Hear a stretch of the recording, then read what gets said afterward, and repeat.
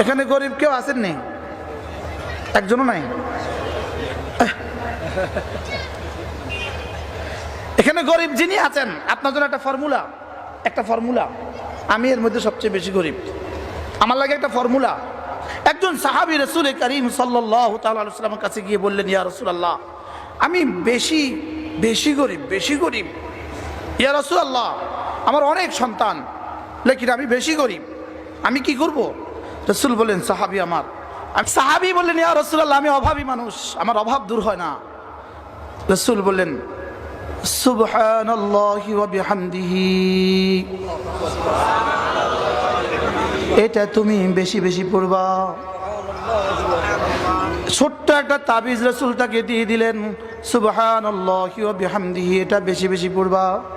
সাহাবী তো বুঝে গেলেন নবীজি তাবিজ দিয়েছেন অব্যর্থ তাবিজ, এটা গুল্লি মিস হবে, এটা মিস হবে না।